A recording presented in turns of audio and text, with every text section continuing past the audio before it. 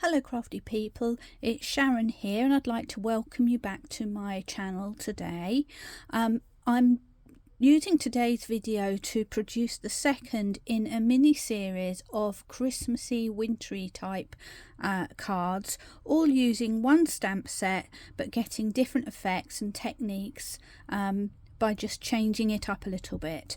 So this is going to be the second one, where we're going to be looking at creating some sort of northern lights effects, and this was the first time I've ever tried that, so I was quite happy with how it came out. I'm hoping that I can replicate that for you today.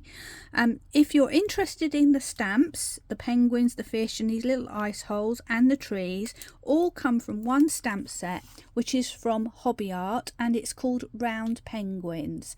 It's an A5 stamp set, and as you can see we've got all the different elements here, including the hats and scarves and all sorts of things. So there really is a lot of scope to make lots of different cards, which is why I decided to do this little mini series. And if you're interested, I did cut my packaging down because to make it easier to store.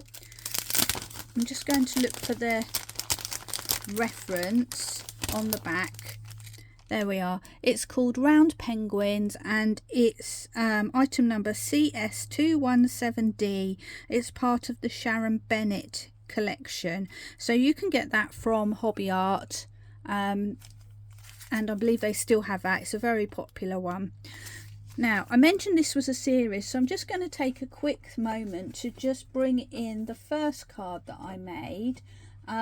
Just so you can see how we're moving on. So this was card number 1, and there's a full tutorial for this in a separate video, which I will link in the description. But as you can see, we're using a lot of similar things. We're using the penguins, colouring the same way, the same hat using different colourways, the fish obviously, and we're even using the same distress inks, oxides, to create the background, but we're adding in some extra colour. So if you want to check back on this one, please do feel free to have a look at my previous video, where I will be going into more detail about colouring the penguin, for example, and creating this stenciled shape and how to get your aperture perfectly placed on your piece of card. But enough of that one, let's get on to today's project. And I'm going to start, as always, with a piece of smooth white cardstock. The one I'm using today is Pink Frog 300 GSM smooth cardstock. And I've cut mine to measure 13 centimetres square. And I'm designing it to fit on a 6x6 card. My 6x6 cards are on the larger side. I got them from Hobbycraft. But generally, if you buy them from other places, they come a little bit smaller. So you might want to reduce the size of this base card just a little bit. But there is going to be plenty of margin around it. So it's really up to you. I'm going to put my baseline for the ground now, and we need to mask off that area so we can keep it nice and white. And for that I've used some masking paper, where I've just simply cut some curves to represent the snowdrifts, and I'm just going to place that in a way that I think looks nice. I'm actually putting it on the slant there so that it almost looks like there's a hill. Now, if you don't have masking paper, you can use just plain copier paper and just do the same thing, and then you can actually stick it onto your, secure it onto your card by placing in place, flipping over and just putting some double-sided removable tape on the back just to hold it in place. Or if you don't want to do that, you can just hold it in place with one hand while you're doing your blending. And again, just like my previous card, we're using oxide inks, but I want to get some nice solid colour down, so I'm actually using blending sponges. The round ones are better, I think, because they don't leave so many lines and you can blend easier with them. But if you've got the square or the rectangular ones, they're great too. It's just a matter of personal preference. So, are we ready to get going? I think we are. So let's bring in the first colour. I'm going to start with the lights from the Northern Lights, and I'm going to go with a very light green, which is Twisted Citron. There we go. Now, what I'm going to do is just put some of this down in a swirly fashion on my piece of card. So I'm just working like this, almost like wisps of smoke. There we are. And that's my first layer of colour. I might just even take it all the way up to the top there. And you know, like many things, all of these are going to come out slightly different. I'm then going to go with a darker green, which is the Cracked Pistachio. And this is the one that I used in my previous card. So we're reusing, we're not going for everything different. And I'm going to do the same thing again, but I'm just going to go around the edge. And this may or may not stay there, I don't know, because it's all going to get blended eventually. But I'm just putting some of that down there, just to see how it looks. There we go. Now I'm going to go in with a purple. And for my purple, I have chosen... Sorry, I've got ink pads everywhere here, so I apologise for my arms flailing around. And I'm knocking everything everywhere as well, so apologies for that. Okay, so we're going in with Wilted Violet in the Distress Oxide, and I'm going to create another sort of flare, and this one is going to go over here. As you can see, this one comes out a bit more smeary, I suppose you might say. It makes more marks, so I'm just using the edge just to add extra blend. And I think this is going to come out with a larger sort of Northern Lights look than my first one. I'm just trying to soften those edges a little bit. There we go. So that's the beginning of our Northern Lights. Obviously, if you had a larger piece of card, perhaps a wider piece, you could add more of those in.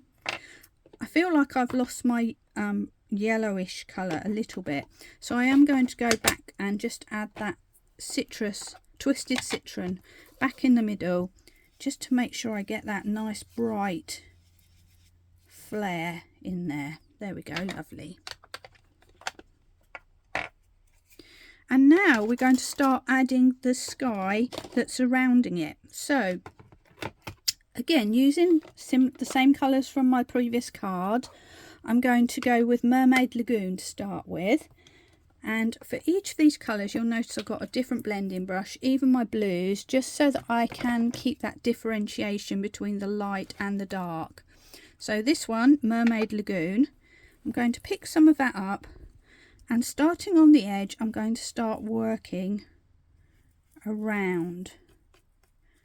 And I'm going to come down in between my Northern Light flares, and I'm just going to start blending that in. And the same on the other side. And this looks pretty awful to start with. I must admit, when I was doing it, I thought, oh, this is not going to work very well. But you've just got to have faith in the process and just keep going. So I'm just going to keep adding that, because this is kind of a darkish sky. And then I'm going to come back to my other colours, so my purple for starters. And then going back in, I'm going to blend that out, just touching very lightly on my card. I'm not pressing at all. And what you see is it starts to sort of melt and dissipate into the rest of the colour. And I'm just tipping slightly at an angle.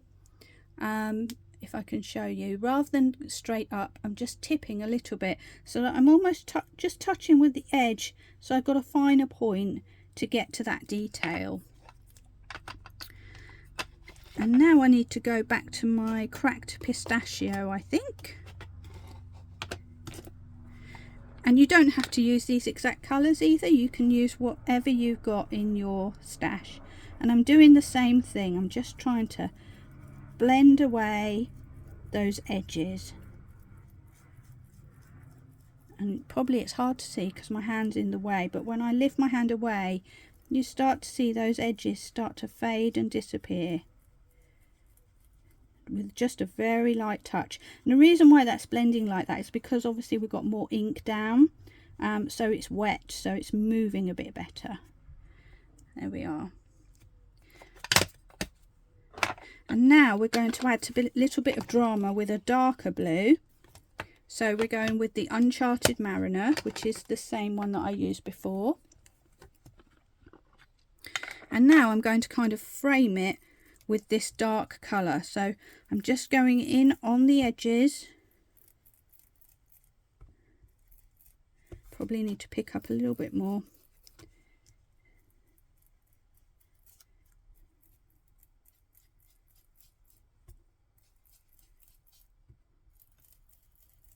All the way around the edge.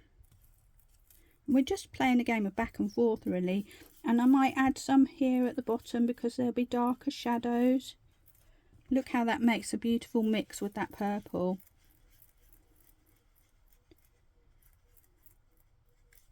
I may come just in a little bit here. So each one's coming out a little bit different.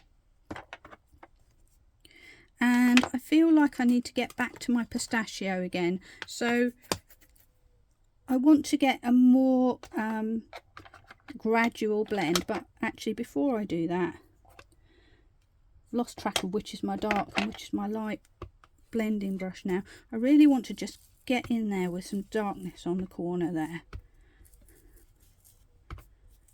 And at the bottom. I mean, you could go to town and go with an even darker blue if you wanted to, or even villainous purple will, on top of this, will give a sort of bluey, very dark bluey effect. So, you know, there's plenty of options there, and it's just nice to play around really. So just going back to my cracked pistachio, I'm going to just really try and make those edges disappear a little bit because I did get a bit carried away up here.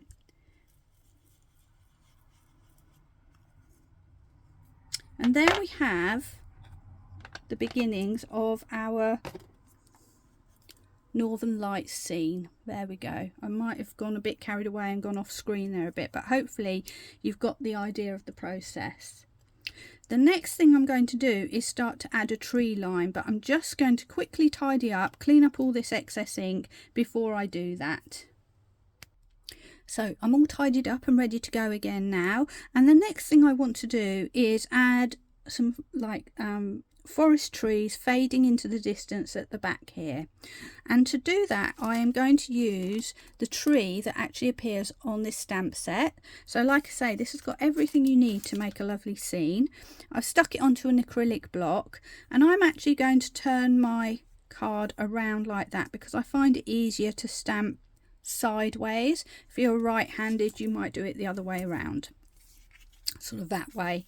But I'm going to do this, just making sure my mask is stuck down. It is starting to get a bit worn out now because I've used it a lot, as you can see. And to make my trees, I'm going to use the VersaFine Clair in Rainforest, and that's because this is a waterproof ink, and after I've done this I'm going to be adding some water on the top of my card, so I want to make sure that these stay put. There we go. And this is a lovely sort of verdant green, and I'm going to do what we call multi-generational stamping. So I'm going to pick up my ink on my tree and I'm going to make my first stamp.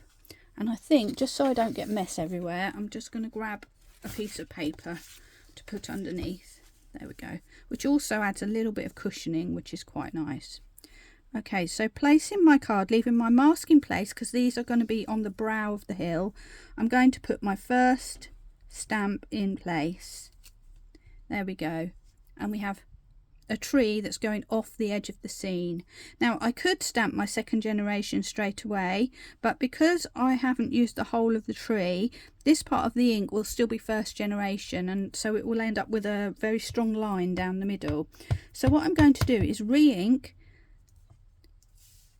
stamp off on the side of my scrap paper, and then I'm going to go in with my second generation, and as you can see we get a more faded version. I'm going to re-ink again, and this time I'm going for a full ink. It didn't come out quite properly, but that really doesn't matter. These trees are all going to be different. I've re-inked, stamped off at the side again, and I'm going to add another one, a tall one again. There we go. Stamp, and let's go start to get a bit smaller now. So I'm bringing my tree down, stamp off, and I can even add a third generation if I want. And I'm going to do a double stamp off and add a really light third generation behind here. You can only just begin to see that. And let's do some more second generation. So I'm just swapping around depending on what I want to do. I'm going to add a good strong tree on the side here. Oops. And I'm going to add another one coming off the edge. It's important to have your trees coming off the edge so they don't just look like they're floating in the middle of nowhere. And let's go back to a second generation.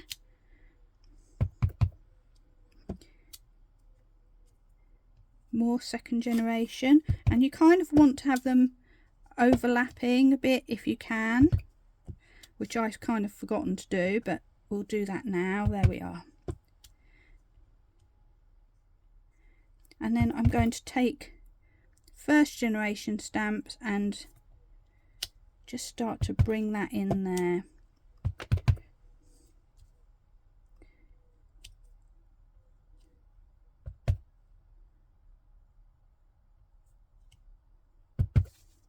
Now I'm going to turn around so that I'm looking straight.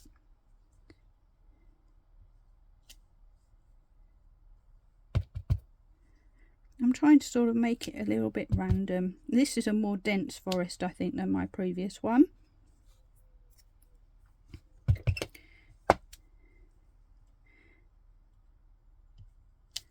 There we go. I think that will look fine. So now we're starting to get that real, by putting it all together, the sort of northern light feeling, and it's starting to look a bit more realistic.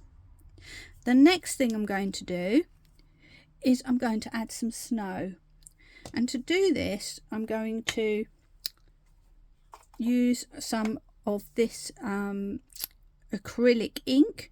This is called Liquitex, which I got off Amazon. You could use gouache or you could use a white Posca pen. I like to do it with a splatter fashion because it looks more random. No matter how much I try to be random when I'm dotting with a pen, it doesn't seem to come out that way. So that's me using a splatter brush instead. I've sprayed a little bit of water onto my mat, and I'm now going to, let me just give this a shake first, make sure, because the pigment does settle to the bottom. I'm going to add a couple of drops of my white ink on top. If you were doing this with gouache, you would just put a little bit of gouache down first and then spray the water on the top. I've then got a round brush, and I'm just going to mix that all together. So basically I'm thinning it out a little bit more, and then taking my brush, I'm going to hold it in one hand and start tapping and let that snow fall.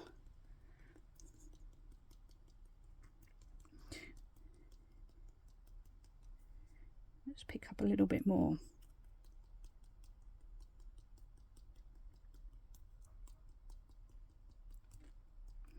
And now we have lovely snow flurries.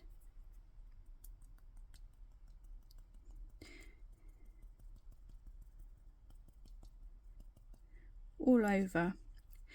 So the next thing to do is to tidy up again and let this dry for a few moments. So I'm just going to pause while I do that, and then we'll be back for the next stage. Now, whilst I'm waiting for my white acrylic ink to dry on my background, I'm going to move along to looking at my characters that are going into my card. And I've actually already coloured my penguin in here, and the reason I've done that is because I've coloured him with the exact same colours and in the exact same way as I did on my previous video, which I'm linking in the description. So if you want to have a detailed look of how he was coloured, then that's where you can find him, and I just thought I'd do it that way to make this video not as lengthy perhaps as the previous one. But I am going to talk about cutting just for a moment. We're going to cut him out with a little white border around the edge of him, and that just helps him to pop out from the scene a little bit more. And as you can see, these shapes are lovely. They're not too fiddly, so they're really nice to cut.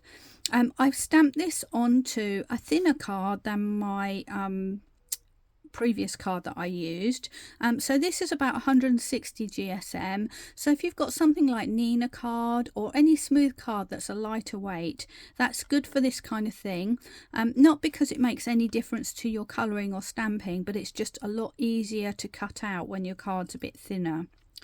So the trick with cutting is that you are going to try and move your card rather than your scissors. So I've started like a nice entry point that feels comfortable and easy for me, and then I'm just going to start gently cutting around. And again, if you want details on how to cut your work out, I have got a short video just giving more detail on the cutting process, and you can find that on my playlist back on my YouTube channel. But meanwhile, I'm just holding on to my card and gently moving it around.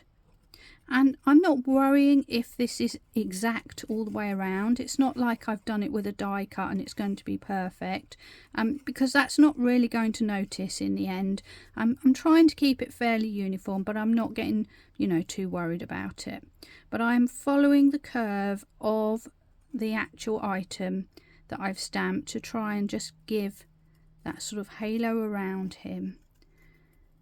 We're just going to keep going, and if you get to a point where you think you're fighting against the excess paper, you can just go ahead and cut it off and get it out of the way. There's no point in fighting with the card, so at any point you can just cut it away. And I'm just going to keep going all the way around, and when I get to his little tufty head, if I wasn't going to put a hat on him, I would just cut roughly around like this. I am going to put a hat on him, so it actually won't matter at all, but it will make a little anchor point for the gluing process, so I'm going to leave it there. There we have him all cut out. And then if I see any sharp edges that I don't like, I can just go and round those off a little bit. And he is ready to go. Now I'm just going to do a quick demo on our fish. As you can see, I've already coloured 2 of them. So I'm just going to show you how to quickly colour them and how to change them from an outline to a fish with scales and a little face. So bringing in my scrap paper again so that I'm colouring on top. Let's see if I can find a cleaner bit. There we go. And this is so easy to do. I've picked 2 colours from my Ohuhu markers, and I've got MG020 and MG060, and I'm very simply going to take my darker colour, which is 060, and I'm going to draw a line along the bottom of my fish. If it goes outside of the line, I'm not worried, because I'm actually going to cut these out right up to the line, so that won't be a problem. And then I'm going in with my MG020 and I'm just colouring and blending that edge in. It's as simple as that, and that is my fish coloured. Now, like I say, if you don't feel comfortable, you can just leave him like that if you don't want to doodle. But if you do want to doodle, I'm using a 0.3 uni pin pen, and it's so simple to do. So let me just see if I can zoom in a little bit and show you what I'm doing. There we go, that's a bit closer. So to recap, we drew a dark line along the bottom here, and then added our pale colour along the top to get the base colour of our fish. And the next thing we're going to do is just draw a line where his face would go, and a little dot for his eye. And then we flip around, and we're going to just draw lots of little curves on his body, and we're going to just switch them and alternate them, and they don't have to be the same. If you miss a bit, you can fill in a line.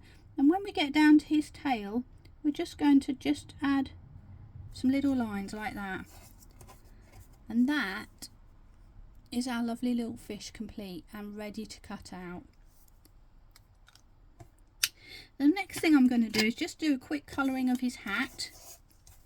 Again, I did do this in my other video, but we're going to use different colours this time, so I thought I would show you the same process on the hat but with the different colours. This time I'm going to go with blue for my colours, so using my Ohuhu brush pens again, I have picked, let me put them in order, oops. PB1, PB2, PB3, and we're going to follow a process just to bring some shading and colour in there. So starting with my lightest colour, PB1, I'm going to first of all colour in the bobble on his hat, and then I'm going to leave that to completely dry while I carry on with the rest of the hat. So again, we're going to cut this out on the line, so if you go outside the line it really doesn't matter at all, but I'm laying down some of my pale blue colour there in the middle. Now I'm going to flip straight to my dark colour because I want to make sure I get my shadows in. So starting from the edge, I'm going to flick some of that dark colour in on my hat because I want it to look rounded, and I'm going to take that all the way along the bottom there because this edge of the hat would be folded up, so it would cast a little bit of a shadow. And I'm going to do the same here, start on the edge and flick my colour in,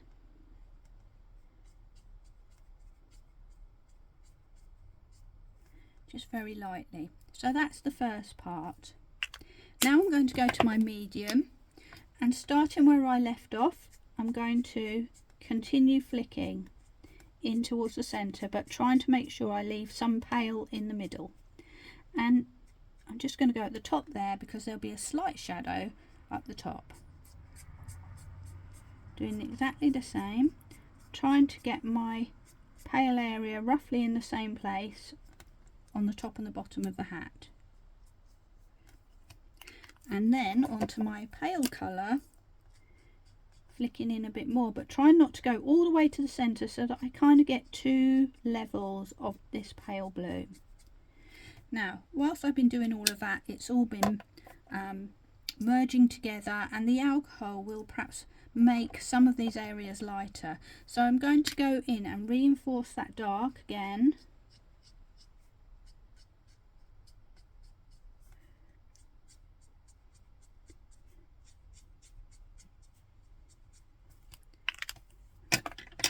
Back to my mid colour.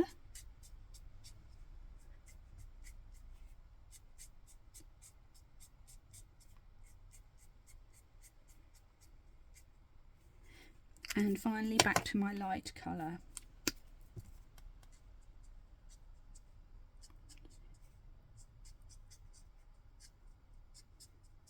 Now I want to make that middle area just shine a little bit more, but in a subtle way. So what I'm going to do is grab a white pencil, and I'm actually going to colour over that middle area. So here's my white pencil even. It's actually oil based, this one, which means it will lay over the top a little bit more. It won't move with water either.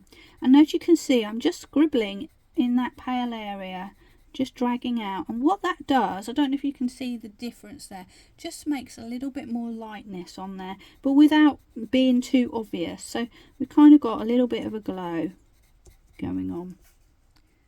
and that's the main part of the hat done. Meanwhile, this bobble has been drying, so I'm now going to go in with my dark colour, and I don't want this to blend. I want this to be definite dots, so it looks like little woolly fluffy bobble on his hat, and I'm putting those in mostly around the edge and at the bottom, making it darker with my darkest colour. And then I'm going to go with my middle colour and add some more dots, but I don't want to cover everything completely. And I'm thinning those dots out as I get to the middle, which hopefully gives a nice round shape. And then what I want to do is add even further highlight, so I'm going to go in with a white gel pen, and I'm going to add a few dots in the middle there to say, right, this is the lightest area of my hat, guys. There we go. And that is our little hat complete. So now I'm going to go away, cut out the rest of these items, and we'll be ready to complete the rest of the card. So now I've cut out all of my cards, and I'm going to bring back my little winter scene. And there we have it, ready to go on with the next stage. So I'm going to peel away my mask now. And what I want to do is add some snowdrifts at the bottom here. And I'm going to change up my ink now, and I'm going to go to regular distress inks. Let's just get our characters out of the way. Here we go. And I'm going to use Mermaid Lagoon again, but in distress ink, sorry about that screech, and Hickory Smoke. And I'm going to swap to small stencil brushes like these, because what I want to do is to have a very thin line to give an indication of the shadow of the snow, and I want it to be a very soft line. So I'm using these inks because they're more translucent than the other inks that I use. The oxide inks are chalky. If you don't have ordinary distress inks, you can absolutely do this with the oxide inks, those same inks. You just need to be a little bit more light-handed with them, and they will come out a little bit more chalky rather than these, which will come out more translucent. But meanwhile, let's have a go at putting in some extra snowdrifts. So this is just a piece of paper that I've cut out with a wavy line again, and I'm going to start off with my Mermaid Lagoon. I'm going to pick up some of that ink and just tap it off on my piece of paper, and then holding my brush quite far away from the actual brush part, I'm going to very lightly add some circular motions just going along the edge of that piece of paper, and I'm just going to go up the side to provide a little bit of framing. If I run out of ink, I'm going to do the same again, and I'm going to start from the other side this time.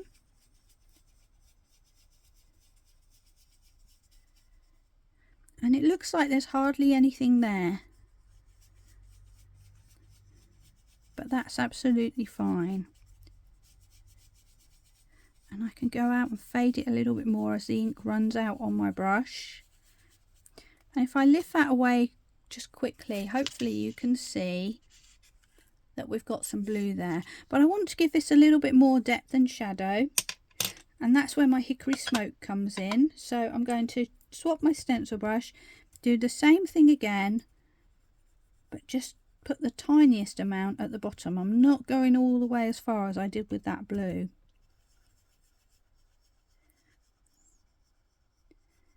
And this will make an enormous difference to your snowdrift if you just do this extra little touch, which you can barely see. And again, I'm just going to go up the side a little bit, and I may just put a little bit on the top here to suggest that those trees are throwing some shadows.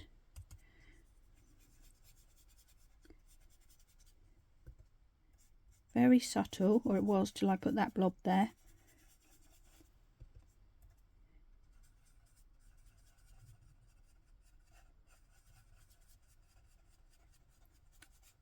Okay, let's lift away and see what we've got. And there we've got a lovely snowdrift. And now I'm going to just swap again to another piece of paper, just to get something a little bit different. And this time I'm going to put it at a slight angle like so.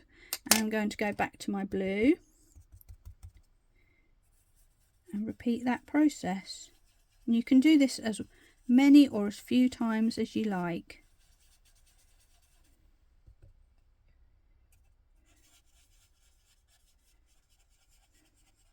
I'm just going to go up to the edge there, and then I'm going to bring that around so there's a little bit of shadow from the other snowdrift. And then we have our hickory smoke.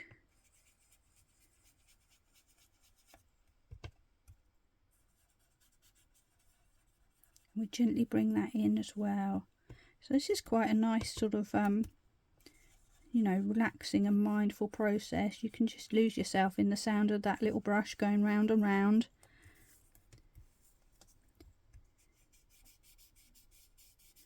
And if you don't like that hard edge, we can just soften that a little bit with some more of our ink.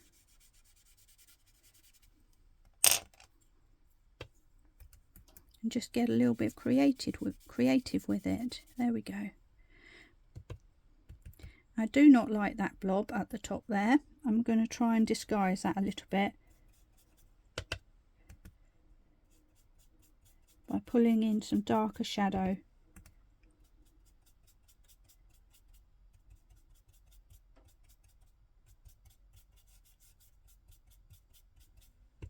What I'm going to try and do is just try and get some tree lines going across, as if they're shadows cast. There we go. And what I can also do is add a little bit more texture, so I can bring some bluing from the side here.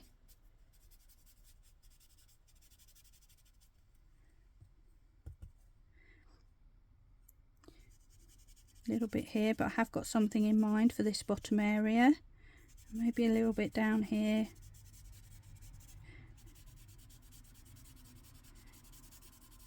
Just to add some more texture to that snow.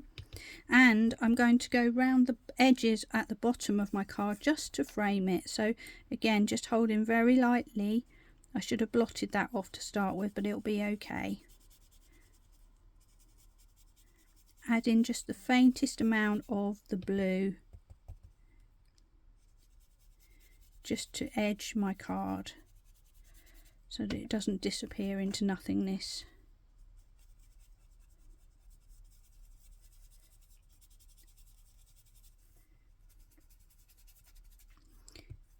And again, where I've got a bit heavy handed there, I'm just going to actually bring it in even more to disguise that blob that I just did. And maybe I'll just bring in a bit of grey as well. There we go. So you can literally just play around with this. There we go. Now I want to add the little ice holes for my fish to be jumping in and out of. So I'm going to go back to my VersaFine Clair, but this time I'm going with the black, which is called Nocturne. And I'm going to grab, let me just get my thing, this little ice hole from the stamp set.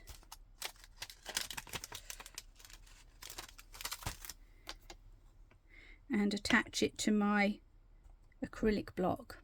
Now before I go ahead and stamp, I need to just make sure I decide where everything's going to go. So here's my penguin. I'd already glued his hat on, and I'm just thinking, okay, he's going to be watching those fish.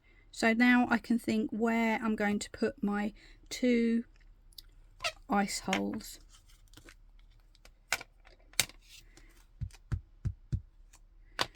So I'm going to pick that up. I'm going to have one up here,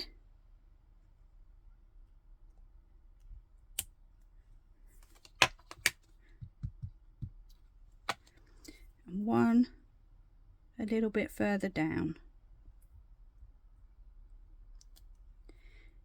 I don't want them in a straight line as such, because that might look a bit contrived, so I've gone for putting them offset, and I'm going to give them a quick colour, and I just need to grab my 2 pens using from the colour palette that I've already used. So I've got the dark MG060 from the fish, and I've got CG020, which is the palest grey, on the penguin. And similar to the fish, I'm going to just go in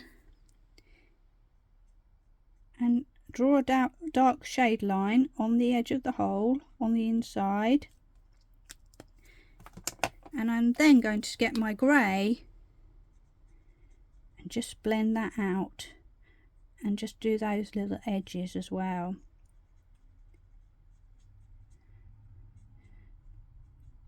So it really is that simple. And we're now ready to start sticking our card together. So what I've decided is I'm going to put my little penguin here. Let's give him a little stick. And once he's had a chance to dry for a moment, I'm going to add a little bit of shadow underneath his feet, just to ground him a little bit. So here comes the penguin. I'll just put him there like that. And then we've got 3 little fish. So let's work out where they're going to go. 1, 2, and 1 just coming out of that hole there. So that's my positioning. And I'm going to, this is a bit fiddly, so just keep hold of your little fish because they'll want to escape.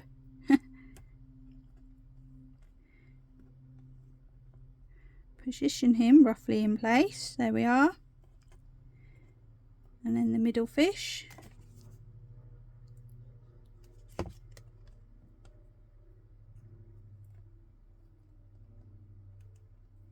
And before I place that 3rd fish, I'm going to go in and put that shadow in, because the fish is going to be kind of in the way.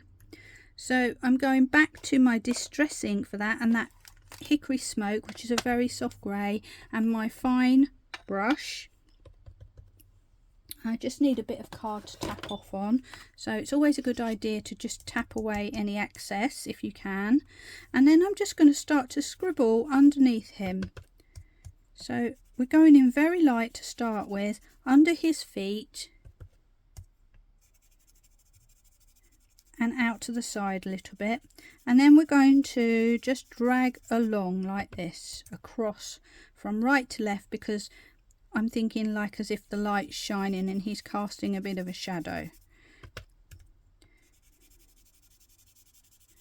I'm actually going over that snowdrift a bit as well. And then I'm just going to go in and just really darken a little bit right underneath him, so that we know without a doubt that he is standing on something and he's casting a shadow. There we are. And again, I can just fade that away. So his shadow is now in position, and I can just put my fish where I want him to be. There we go. So quick bit of glue.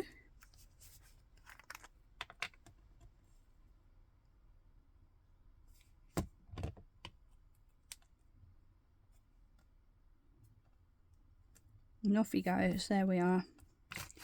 Now the next stage is I'm going to mat my card onto another piece of coordinating card, and for this one, I think you'll have seen from my original, I thought I would pick out this purple colour, and so that's what I've got for my mat and layer here, which just really pops this card. If I'd used a blue, it would look nice, but you wouldn't get quite that pop, would you? So I thought that was really nice to pick out the colour that actually we've used the least, the purple, and really bring that into play. So I'm just going to take a moment to stick this card together, and then we'll just have a quick shot of the final finished card for you. And there we have our final Northern Lights card. If you like, you could put a greeting up here on the top if you want to, or you could leave it blank just like this. And I think you'll agree that once we get everything together, you don't have to do a fantastic job with your blending for your Northern Lights, but it does seem to come together and look really nice. So I hope you've enjoyed this session with something a little bit new from me, and that's card number 2 out of the series. Number 3, we're going to be moving on to using a little bit of craft cards, so we're moving away from the ink blending and doing something that might be a little bit simpler and provides another different look for the same set of stamps. Thanks very much for joining me today. If you've stuck with me this far through this video, thanks a lot, I really appreciate it, and I do hope you'll come and join me again for my next crafting video. That's it for me today. Take care everybody, and I'll just say bye for now.